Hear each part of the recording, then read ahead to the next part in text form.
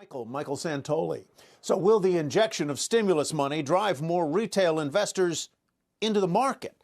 According to a new survey from Mizuho, 10% of stimulus checks may go toward Bitcoin and stocks. That's nearly 40 billion, says Mizuho, of the 380 billion of direct stimulus checks.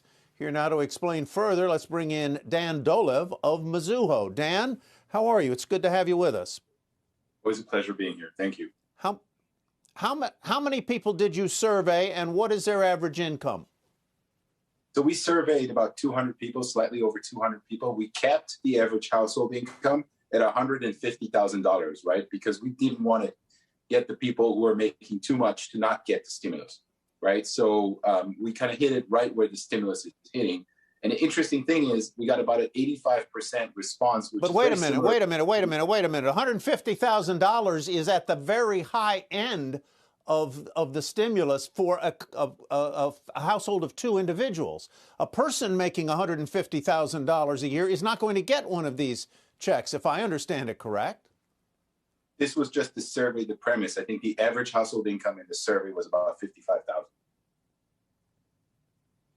Was 55,000, but then what's the 150,000? I'm sorry to hang up on this, but what I thought you just said 150,000.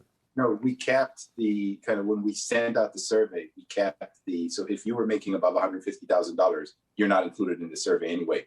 And about 15% of the people we surveyed, you asked the question, 15% of the people we surveyed actually opted not to or said that they're not getting any income. So we basically hit only people that expect to get stimulus check this week. So it's a very clean survey from that perspective.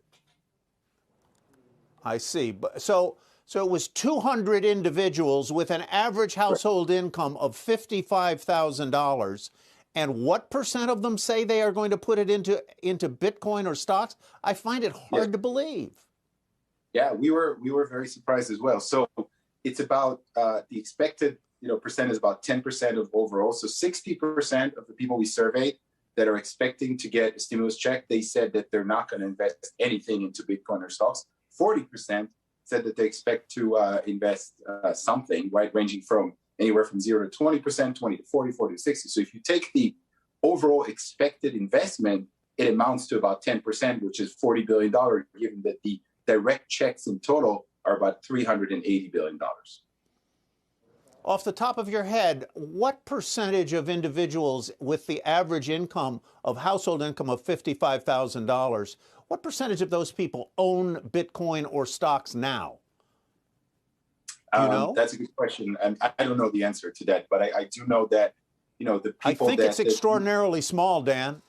I think it's really, really small. I think something like 98% of the stocks in this country are owned by the top 10% of income earners. So I would think that 55. Right. I don't mean to be aggressive here, but I'm just blown away by the idea that someone earning $55,000 a year, who presumably needs this money to pay for groceries and childcare and gasoline and housing, is going to put money into Bitcoin. Hey, I was very surprised as well, and that's why we came out with it today. I mean, those are the results. It's actually 60% of those individuals said that they were going to buy Bitcoin. Only 40% are going to invest in stocks. So Bitcoin is even a bigger investment vehicle, surprisingly to me and my team as well, than stocks. But hey, we sanity check the numbers, and either way we look at it, the numbers are very, very consistent. For example, let me give you like an interesting statistic. If you have 3 people in your household, you're expected to spend about 19% of your check on stocks and Bitcoin. So the amount of investment going to stocks and Bitcoin actually increases from one person, so from a single filer to a joint filer, to 3 people, and then drops down if you're 4 or more. So that tells me, for example, that if you have like 4 individuals, say 2 kids and a couple, then you really need the money, and you're not going to spend as much money on this. So it actually all passes sort of the sniff test, and made a lot of sense to us if once you dig into the work. So we've done a lot of work on sanity checking. I know it's surprising, but it is what it is. Shepard Smith here. Thanks for watching CNBC on YouTube.